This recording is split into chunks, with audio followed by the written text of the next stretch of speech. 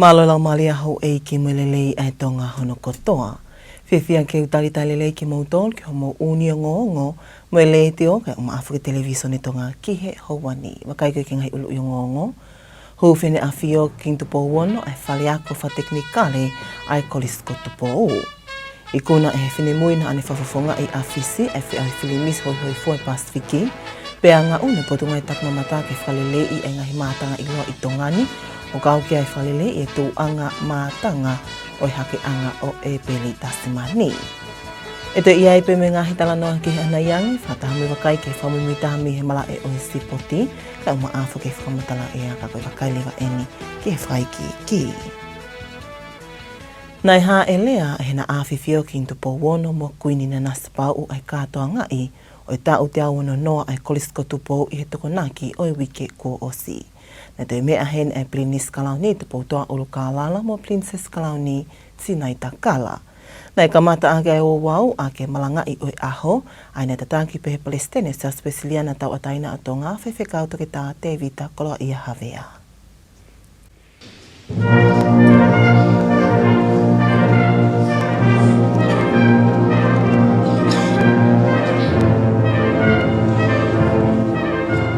Nā e laungea wai e kau kolistu tōku mo e ako anga lolotonga, e whale lotu molitoni i he kātoa ngai, ai tau te awana noa oi kolisko Tupou. Ko hili e wau malangai oi aho, nei hoko atu ki hano huufi e sentā ma ai waafa teknikale kolisko Tupou, e ne awhio pe tamatu i ki Tupou wono, ko e konga ia polo kalama ki hano kātoa ngai oi aho. Ko e polo kalama tokoni ko e nie ko hono langa ai whale, pe ko sentā fo o ma e whānau wako, o kuna wako wha teknikale, ai o kau kia yako uhila, ensinia mo i kaulanga whale. Ko e sentaani ne whapanga kakato he pole anga Australia o whiunga, mo i paanga e taha te smaleua miliona. Ene apio ko e tui o Tonga. O wawo e hufi o e sentā fo o koeni. E mea skeli tale sa spesiliana tau ataina tonga whawhikau alifilet a tiola nāne pihi. O ke whaka amu ko whenga mali e lelei eni ki hako anga. Ke teu i hakau matao tau i he waafa teknikale.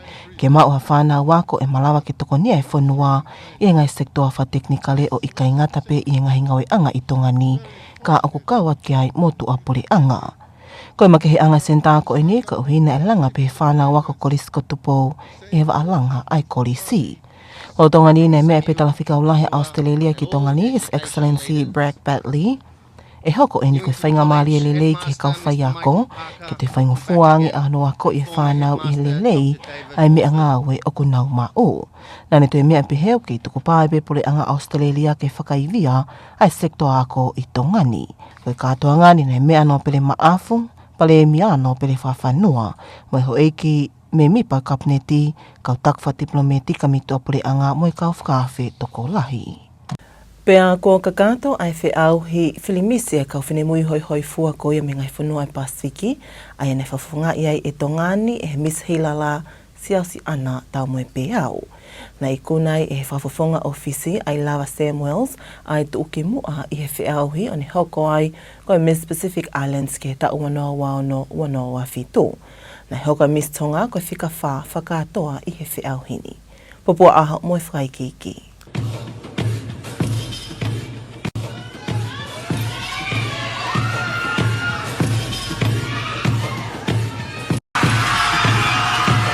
Country with dignity and grace, and I hope that you are proud of yourselves because I know that we are. Ladies and gentlemen, please make some noise for Miss Kiribati and Miss American Samoa. Niango nei kai koe o lai ni nei tau mua kia e whenga ai Miss Tonga. Ka ke kau poupou na nau whamalo ia pe ai whai o skia venenga e Miss Hinala sios ana tau mui piau ai whakafufunga e koe iai whaipiri o te i he whiau hi whakawhitu u koe ni. Nei whakahawhi e whiai e sione mai le seni, koe taha i kau tonga ne nau whalawa tu ki fisi, ke nau poupou ke Miss Tonga i he whi au hili, e nau mongoi maa whana i he whakafufunga e koe ia, e sios ana tau mui piau atonga ni kotoa, lolo tonga ai whi au hi. Ne maulele mai whakimi tonga, koe poupou ke tau Miss Tonga, pea koe whirimis koe tau nina e ilonga upito pe ai ai whinga lahi koia ai ngai whanua ai Pasifiki ke he kuna koia kalauni. Pea whawhetai peke e ki koe ola peni ku mau pea ku o ku koutui o ku whakawhiawhia pe ko hinga ne kai ke toi tuku harelei koe osi ngā peni pea hangi fo koe lau koe anga e tau whakahako whatongia ka o ku i ka awhinima pe ka whakamau ai ngahi ola koe ana tau sio ke ka koe whakakatoa na e fuu te ulahi a bita penga i whanua ia pe hange ko ia koe polkalama ko ia koe e whi auhi ofa pita ilonga me te ulahi a pisini ki ano whakarele ko ia oe Miss Pacific Islands e tauni kono whakatoa mau pe hawhiawhia mo loto hanga maari ki he ola koe aku i kuna i he tau ki whine moe sos ana tau moe pe au pe moe whakawhitai pe i he ngahi tokon ko toa pe moe ngahi ofa ko toa pe moe ngahi poupou ko toa pe me he kakaitonga ko toa pe i Murina pe he whoki fisini o ate ofa lahi pe me he kau poupou ko toa pe o e mistonga i tena rau me Nandi Fiji. Nei kuna foki e sios ana ai pale tu ki mo ai he te unga matatahi pe koe sarong, pe pehe ke pale makehe koe Miss National Tourism. I he kakato koe nia whi auhi o amanaki ke foki mai ai ki Tongani ai Miss Helala pe o te teo atlewa ki heni ai poti ngā wetak mamata ki ono tautali me whamalo ia e ni whakafofonga i whakawhiawhia a Tongani i he whi auhi Miss Pasifiki. Ma ai ngonga le teo me televiso ne Tonga ko au popua aho. Ka huika whia maa au ke te i he tuunga le lei mo whaofa ngai ngahi mātanga i Tongani. O ngā una e potunga i tak mamata o Siofi e ngahi mātanga whakatak mamata ke whalele i koe hui koe kau wholau ewe ewa ka koe mea te pō koe kei tauhi a historia o Tongani. I he whamatanga e pule lahi le ue e potunga i tak mamata whotui ka mai lea. I he tahanga he palani ngāo e potunga ue i he whakataha me kau whaiongōngo i wiki ko o sinare pehe ko i hake anga o e peli Tasmani ha atafu o ku whaianga we lahi kia e kau ofisa tak mamata. Ke whakasioha ko ngā kele o whakalao mo ata ke hiki ki ai tu anga o e maka whakamanatu. O ku mātu unga eni me i he lahi e palopalemo, whianga ngai me potunga ue i he tu anga lolotonga i fu umaka whakamanatu, ai aku lahi ai whawhi atungia ai ngā ue whatak mamata ai potunga ue. Ngā ue koe ki he ngahi mātanga whakataki mamata. Ua e ngahi mātanga ku lotonga palopalemo he ngai mea whakakerekere. Te whakatata beheni ki he hake anga koe e poli Tasmani i Hatafu. O koe toka ngalahi mai me ngai whanua whelā la vei pe koe haha whakatūtū ngā ue ki ai. O si lava te timi ngā ue ai potu ngā ue o whakatoka ngai ha wheituu fo o ke relocate ki ai e maka whakamanatu koe ni. Angai peko mea nai mea ke nisa au a i he api no foanga pa koe ke te lava ha excess ki ai. Ako o si whakakai potu ngā ue whetukutuku a e maka whakamanatu ki halo ke isini koe e lava ke excess ki ai kakai i he rotongan pa koe si whai e ngā ue ki ai identify lo ke isini ma halo peko e ahoni e lava te ka ngā ue ki ofisi kere ke whahano talanwai pe anga whi hano whakahako e ngā ue ko ia i le rotongan. O ku mahino i he whamala ala a wailea ki hongonga le te o Tonga, o ku o si whakahu ngatu ai tohi ki he potunga e whanua mo koloa whae na tula, ai e lia pe i haatafu ke hiki ki ai maka whakamanatu o e peli Tasimani. Ko e lia ko e ni ko e konga kelekele whapule anga pe. Lo Tonga nina ani te whamala ala wailea ki he whalele i ai hake anga o Captain Cookie, ke langa ai wafu ai ke whawhaingofua e kau wholau ewe ewa ke nau mamatai ai e liani. Pehepe koe mo ngā ue, o whakahako ki he hake anga koe o Captain Cookie, whengaki wāwhia pa mo e British High Commissioner, whakapanga i ki nā tolu ai langa o i ki i wafu, ke lawa o lue atoe kau aahi ki he loloto, whakawhaingofua hene nā mamata ki he ngahi ātakai pa pehe ki he value addition pe ki he wheitu ko ia. Whekuki mai potu ngā ue mo e palapare malahi ai ka ko whawhiawhia, ko ia honi ko maa opo pa ko stuku atu ke he prokiwa meni ke whae ngā ue ki ai mo i palani ke hufi ai ki wafu ko ia i he lolotonga ko ia wike ko me. O ke whatutu o koe wafuko e ni e kakato ia I me pea I hufi e pe I he tauni pe. Koe konga ene ngau e putu ngawe ka te hiki I hake e tuunga whakaafo ofa pea moe tau hi ngahi mātanga I loa o Tongani ke keitala o Tuputupua.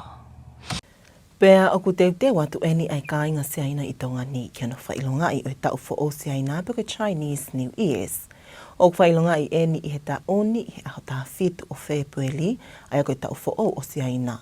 O Moimoi fokia I he lau mahina whakasiaina, ai koe tau e taha, o kone whafofonga I ea e tau e taha o e sotiaka, I he anga o e tui me talatu whaholo a siaina. O kuanga maheni ke whakaholo koe polokalama e kāinga siaina I Tongani, I he office wha ampastoa a siaina ki Tongani, ka koe tau ni. O kuna whakalahi ene polokalama ko ia o whakahoko ai polokalama block party I loto Nuku'alofa o whakawhiki ai Tonga kotoa, ke kau I hono whakawhiawhia o e tau fōu a siaina. E whahoko e ngai whaali ali o I hiva me whaiva wha siaina I he whiawhi ko ia a pongipongi I he taimi o no Keti Giselle Square I loto Nuku'alofa. 眼前一片花红柳叶绿，蜜蜂蝴蝶忙着采花蜜。我代表天家政府祝大家春节快乐。O ni o ngongo whalotu whanua I ke Hawaii ko hiri hamo miniti mi hen tau kau whakataha mo pia o lie, I ono tuku at whamui taha mi he malai o Sipoti.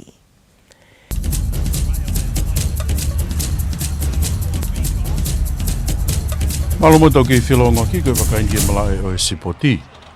Nā e tukulolo kotoa ngāhi timi toko whitu o Tonga eiki ki hauro Tonga I po alawenga maari e, ka koe he timi wha o taha e whiauhi Hapai Seaside. I whiauhi tāra toko whitu koe e kalapua kolomotua I loa, koe kolomotua Valentine's 7 se whaasinga o wike.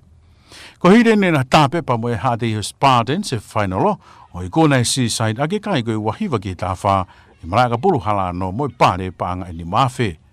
Neongo na ngari whawhipāke kaureka me he Spartan, I konga uruaki e vai ngā onau takia I konga uruaki koe taha ki he ongo fulu. Kanai whauki ve konga whaosi o whaiwai se niare man Samoa toko fitu o e niwe o whawhanga I tauntua amu whaiwai tima ahi ke tokoni ki on hamuse ki I kare mihi kanapua kolomotu a. I he taim te tauna e kona he whanau whiwhine me I he laione o kolo whao e kalauni e whanau whiwhine, hiri ana whainoro mo kolomotu a ke kai koe taha ua ki he taha fitu moe pāre paanga e toru awhe. Kai ke nei whamalo I e pe minister I poto ngāwe ngai ngāwe whalot whanua, ono pol whane fitu awhe, ai ngāwe lelei mo e whaafofa me karapu a kolomotu a. Ko whieto o pe ki whainga maari e koe ni, ke whahaka te mo tolu, ki e sea o e karapu kolomotu a, pe pehe ki e fofonga e tau whanau ko kotoa pe, ta tau a whiwhine mo tangata, na mo kaumai ki e tau whiauhi koe ni o whahauko, ai whamalo, no whafofonga e atu e paremia, pe mo pure anga o Tonga, ko e uhi ko o mo ngā uelelei o whakahoko, I he lava I e whiauhi whahauko o whakoe ni. Ko e Sipoti, ko e mawanga mo uia, ki he hako tupe whanua. Pea mau inga o pito ke pure anga, anu whatongia to tonu, ko e popo I a ngai tale niti o e tau whanau. Pea pea ai whamalo lahi ki a ona Paula whatawhe, te vita whatawhe puloka pea pehe ke ne komiti, ko e nau whotutua ngai whiauhi lelei, pea o mai kia e tau whanau ki whahaunga I o nau ngai tale niti, pea e taim tatau whahau ki nau tolu me ngahi whaito o kona pea mangai whaingataa I e kuonga koe ni. Ko whiawhialai au pito peke I heni pea whahato e mau popo, miho mou potu ngāue, o ngune toka ngā e tau wa Sipoti, ko hiko e ngāue lelei mo whakao ofa o whakahoko, e he kalapua kolomotu a, pea pehe ki he whafofonga I hono tānaki mai, e tau whanau pea mo popo I hono ngai taleniti. Kai whok mo whiwhia makehe koe wakai ki tau whanau whiwhine, o kunau mau halotola he whiunga ke nau kau mai ki hono ngai taleniti. Ko e whiauhi tō whitu pēni kua whawapau I me kalapua pula kolomotu ai whahauko he tauni, whahatau ki he tohi mahina ai kalapuni. Ko toi tāna ke tu here ko tu ko e wala base mo ikane tahi Israel fulawa makamai de fo ke no le ko ti. Ke ne fa ko te tawe tolu ma ai Urayasu Dragons neongo e na ulungia ke kai ko tahi wa ke fa taha ai Tokyo Santulaye. Ko to vai ngai ne fa ko vai nga tu o wa taha e ka pakau te tangi tau to lono me hala tu tonga. Ke tāna ke tu en te tawe tolu he vai ngani i le ko ti ene fa di ani ko he fe au hi Japan League 1 e fa singa o wike. Kai rau tonga nina e mahino pe me ngā hiola ke he, ai whakawao e Saitama Wild Knights, i e whea uhinu te keke naurungia, pe ai kona whoke whepaki mo e Vablades a ke kai, ko e wano ki he wanoa, kai tau whare i he kupo de Spears ia a si Shuoka. Na e mahino e pe whoki, ai hanga atu me i he Black Rams, o whakapaulo e Yokohama a ke kai ko ni matolu ke tau ta. Ke puka hanau sea ke quarter final o whea uhi, pe a tolo atu ai Dyna Boys, o la pasi mi hate a ke kai ko fa ke tol fa. Ne toki tātuku a ke tapewa e seniare o breki Richie Moonga, pe a mo e kautoa ko e Brave Libers, i hono tupangi e ko be Steelers laine tata o ke nau whakapauru a ke haurotonga a ke kai ko tol fa ke tolu. O kutu e kaptene a Scotland ne tui protu nai hoko li liu ke pran wa inga timi ke nau hamusi ai ipu ko e Calcutta me i he awhini mai losa England i he whasinga wiki a ke kai ko tolu taha ke he wanoa. Ko hire ne tapewa Scotland i he Azuri i Itari i Loma i he wike ko osia ke kai ko taha waru ke taha nima pia koeni o nau tafihu talau hui ke timi a England. Ko hoko e ulungia England ke nau holomui hi whai me he sea whika tolu.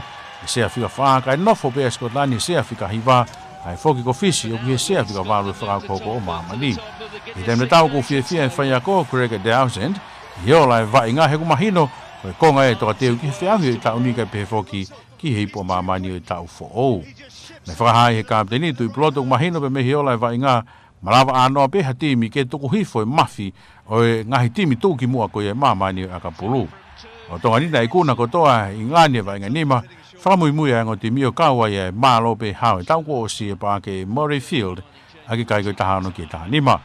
Kai ke koe ngā hiola ke he, na e kona ailani koe wanoa ke taha tolua i Itari, pe ane tau whare e Franse e kau toa me were si he pongponge aho ni a ke kai koe nima wha ki he taha ua. Koe sipoti pe ia.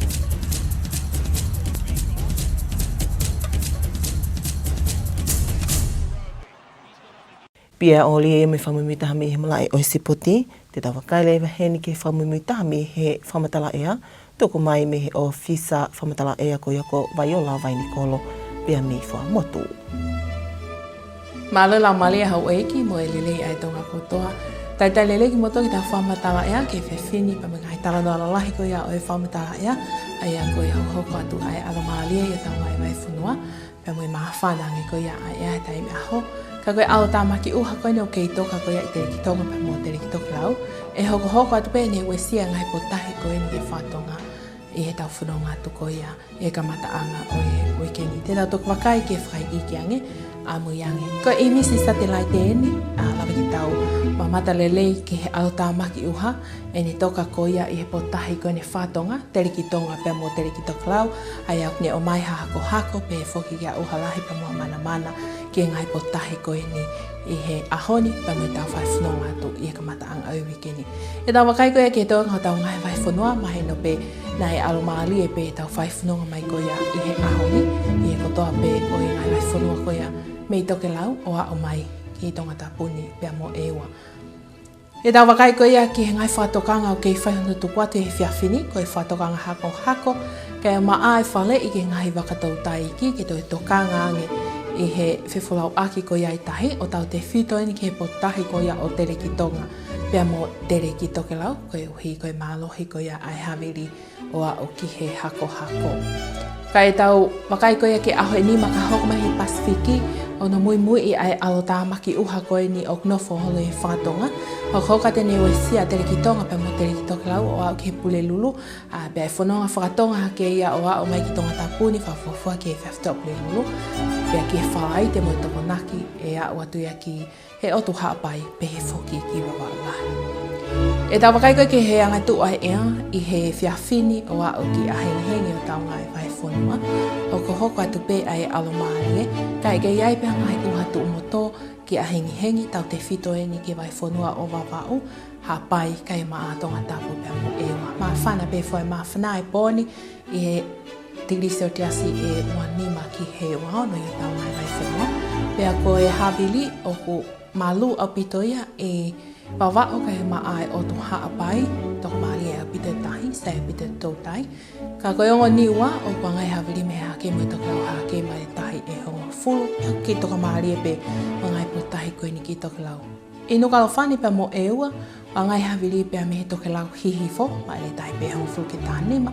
Pe au toka maali e pe mo ngai po tahi koe ni, ka ko teri ki tonga pe mo teri ki toke lau, o ku wa ngai havili me toke lau hihifo e mai le tai tānima ke wanoa, ia pe ngai tai me ke ia o ke hako, mai le tai e wanima ki he tau noa e tau whaifunga tuko ia e he pōni, pe a o ku uha, a o pe uha lahe pe fukia mana.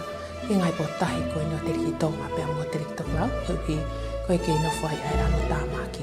Tau wakai at koe ki a pongpong yang he tūsite. Ke ai pia ngai ua tū moto, tau te fiton ki he hoa pongpongi, i o tau ngai vai whanua, hopo hake pe la a, pia e matawhia te whanki ua tū moto koe ni, hai lahi alomali e pe o tau ngai vai whanua, pia koe havili e ke ia ngai pe, pia me he toke lau hahake, I hongo niwa wa o me ke o tu haapai, pia lahi malu atu pia ngai taimi. Ka ko Tongatapu ni pia mo eua, wa ngai pia vili me toke lau, pia mo toke lau hihifo a pongipongina. Pia ku mawhana, pito e fuai mawhana a pongipongi he tirisi o tiasi tau taha ke tolua. Manatu iange a te rikitonga, pia mo te rikitoke lau ke hoko atu pia hako, i ngai po tahi koe ni, pia me he toke lau hihifo, e whitu wa ngai mea havili, a ope ke male tahi wanoa ke wanima i a ngai taimi a opongina. Taimi koe e tahi, aia oku mahatoka ia a hengi o se wanoa pe me taha, pe toki mo fisi mai hua au tau maalie I he hawhi ko ia ai walu a pongipongi. Taimi ko ia o e la ape mo mahina, whangai lupe ki hopo la a pongipongi heo no tolua, pe toki hopo hake a mahina, pongipongia, pe ko a hengi I he toi fitu ko ia ki heo no, pe ko ka po uli foki ai tau whaifunonga at koe ni e tai po uli, koe hui o pai vai mahina, koe tau funonga atuen ke pule lulu ko ia o I wikeni o mahina fo owai, pe koe mate mahina. Toi ngā koe whaumatala ea ki Nuku'alofa ni I he wikeni, hokokat pe alamalia o ke tua pule lulu, pe ea watu oto, koe koe au tamaki uha koe ni o funonga mai pe me whātonga, ea ngai uha, he whausinga ko ia o I wikeni kamata atu I he whiawhi whala I te mawhana pito ai fuai mawhana e te riso te ase tōta ki he tōrua. Pea ko lawa kakato ea mo whaumatala ea ki he whiawhini, kai māloa pito mō mea mai ka mō mea. Ko vai ola vai ni kōlo ia me whamimi tahi whamatala ea ki haua ni ka kimo a pia teo māwai, tatoi wakai peheni ki ngai ulu I ngō. Hūwhene a whio King Tupou wono ai whale ako wha teknikale ai kolisko Tupou. I kuna e whine muina ane whafafonga I a whisi ai whili mis hoi fwoi Pasifiki, pea ngā une potunga I takma mata ke whalele I e ngahi mātanga I loa I tongani, o kau ki ai whalele I e tū anga mātanga o hake anga o e peli tasimani. Pea koe kakātua mo uni o ngongo he lea whatonga me le te o kai uma āwhoki ai televisione tonga ki hauani me iai wha amu na ea utono atu ki he lota whare o tunga o koto. Whamalo te tau ki whi au mai, kaos nori tatu I whai, kamau.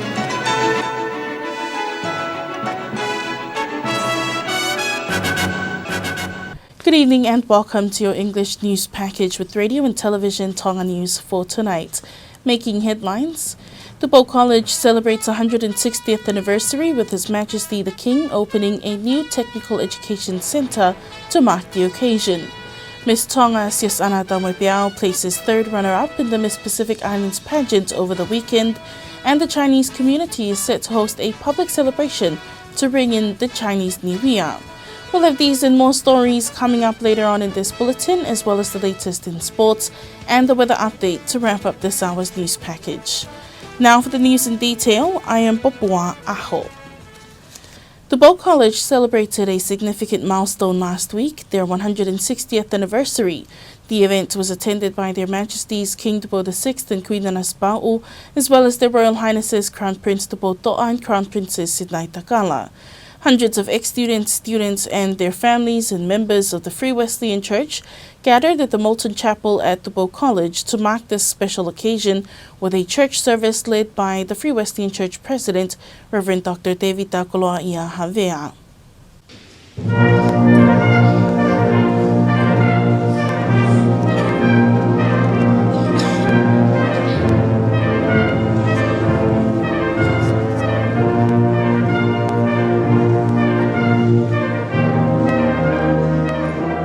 His Majesty King Tupou VI officially opened a new technical education center for Tupou College as a project established to mark the celebration of 160 years of Tupou College.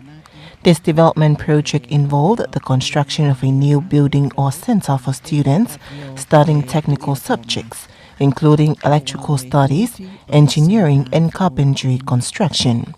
The centre was fully funded by the Australian government at a cost of approximately 1.2 million pa'anga. In remarks made by the Secretary General of the Free Wesleyan Church of Tonga, Reverend Alifileti Atiola expressed the hope that this opportunity will help the school prepare skilled professionals in these technical fields, producing students capable of contributing to Tonga's task force and also equipping students with the skills to make a living for themselves. This centre has now become a reality. But beyond funding and design, this project is a story of people, of mentorship and hands-on learning. Our master builder, Mr. Vilisoni Fonua, a proud old boy of Tupou College, same person who was foreman in the construction of the Molten Chapel in 1986. He came back 30 years later to renovate Molten Chapel in 2016. 2019-20 was the same person who built the Science and Innovation Center, and we're very fortunate that we could get him to come and oversee the construction of this building. The bulk of the labor, however, was undertaken by our staff and the carpentry level 3 students under the guidance of their teacher, Mr. Kelly Simi Atiola. From clearing the site to laying the foundations and raising the structure, they learn not only technical skills, but discipline and teamwork.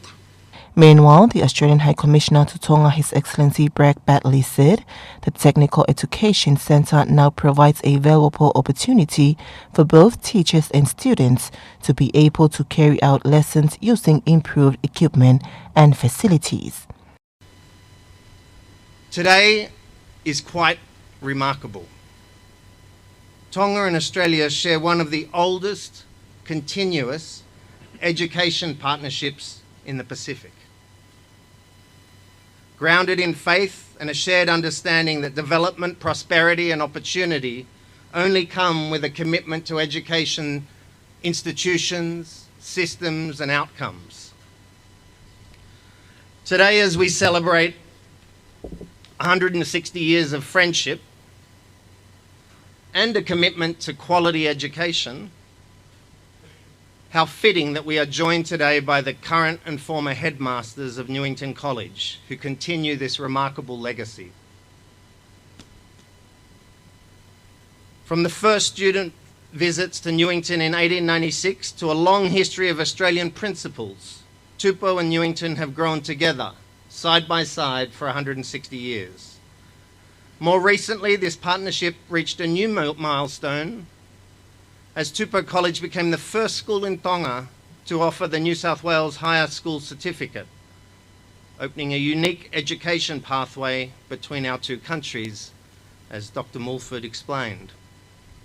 This new centre highlights the school's continued efforts to provide more opportunity for young Tongan boys as they have been committed to over the past 160 years since their establishment.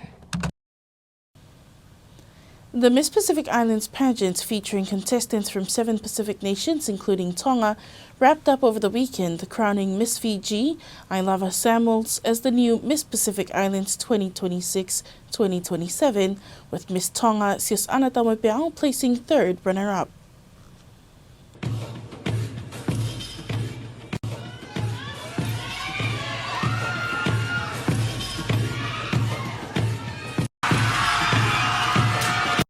With dignity and grace, and I hope that you are proud of yourselves, because I know that we are.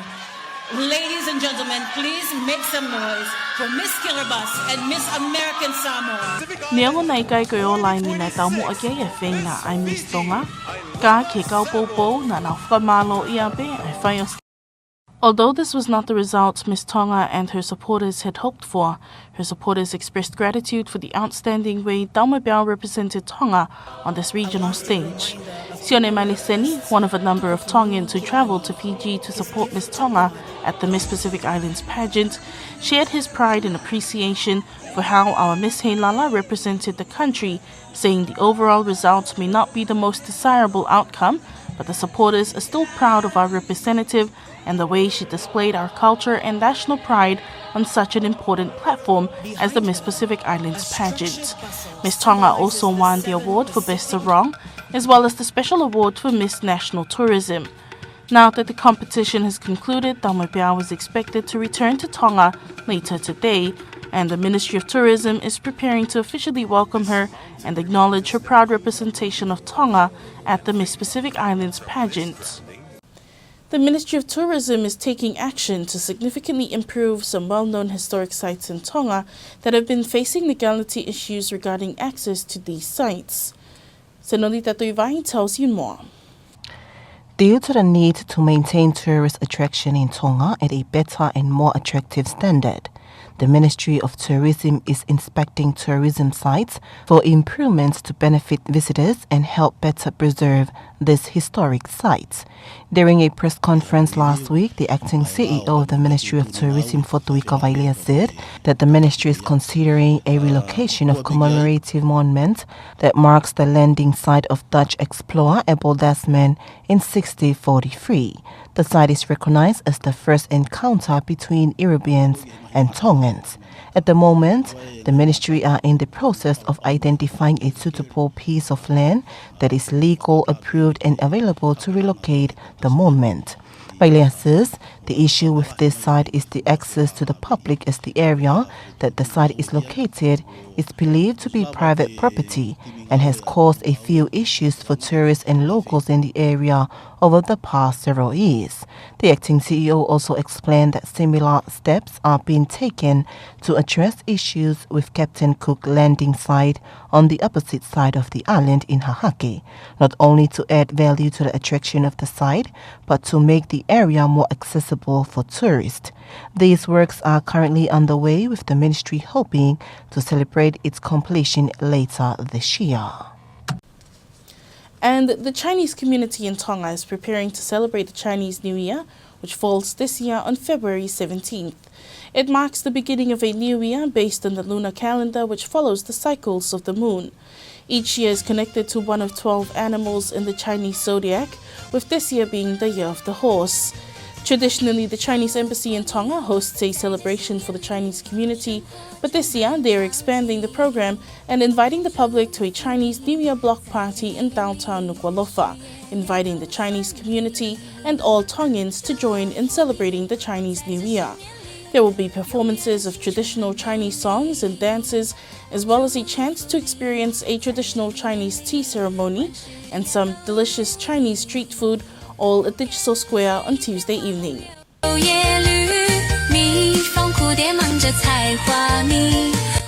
我代表天家政府祝大家春节快乐. On behalf of the government and people of Tonga, Happy Chinese New Year of the Horse.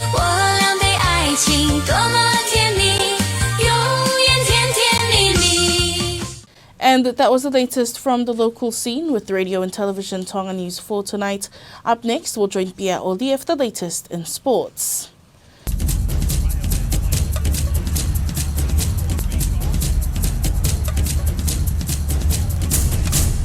Welcome back in sport. The local rugby sevens teams in Tongatapu have bowed to Ha'apai's seaside team, who claimed the Kolomotua Valentine's Sevens title on Saturday. The visitors defeated Hati Spartan 29-14 in the cup final at Halano Rugby Field. Spartan dominated early, leading 14-10 at halftime, but Seaside surged ahead in the second spell to seal the win. Samoan rugby star Owen Niue played a key role in the comeback, delivering a strong second-half performance to guide his side to victory. It marks the first time that the tournament has been won by a team from outside Tongatapu. Meanwhile, in the women's division, Golfo Lioness defeated Kolomotua 17-12 to claim the title and the top prize of 3,000 pa'anga.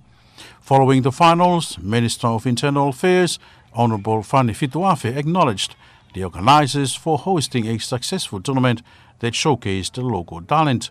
The Kolomotua Rugby Sevens is currently the only sevens tournament held in the kingdom for 2026. Israel Folau has scored a hat-trick in Japan's League One competition, but it was not enough to prevent Urayasu Dragons Rocks from falling 41-19 to Tokyo St. Goliath. The 36-year-old crossed 3 times in Miyazaki in just his 21st appearance in 4 seasons, having battled injuries during his time in Japan. Meanwhile, Steve Hansen's bottom-placed Verblitz pushed league leaders Saitama Wild Knights before losing 26-20. The Wild Knights remain unbeaten but missed out on a bonus point, allowing Spears Funabashi Bay to move within 1 point on the table after a 42-19 win over Shizuoka Blue Rams. Elsewhere, Black Rams Tokyo defeated Yokohama 53-31 to move into the playoff positions. The Dynaboys came from behind to beat Mia Heat 34-34. On Sunday, Kobe Steelers held over Prevlibis Tokyo 34-33 in a thriller. The All Blacks' Richie Mo'onga had a late chance to win the match for Prevlibis, but his conversion attempt missed. Scotland have halted England's 12-game winning streak with their biggest Calcutta Cup win in 8 years. The Scots' 4-try, 31-20 triumph in the Six Nations at Murrayfield was the biggest in the fixture since 2018. It was particularly timely for embattled head coach Gregor Townsend, who had come under intense pressure after an 18-15 defeat by Italy in his team's Six Nations opener last weekend. This victory served as a major blow to England's hopes of capping their resurgence over the past year with their first title since 2020. And that's sports news.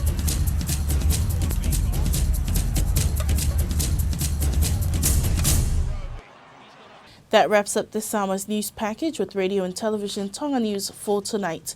Before we part, here's a final look at tonight's top stories. Tupou College celebrates 160th anniversary with His Majesty opening a new technical education centre to mark the occasion. Miss Tonga Sios Ana Taumoepeao places 3rd runner-up in the Miss Pacific Islands pageant over the weekend, and the Chinese community set to host a public celebration to bring in the Chinese New Year. That was the latest news with radio and television Tonga News. For more on these stories, you can visit our website at www.tbc.to. Thank you for joining us. Have a good evening.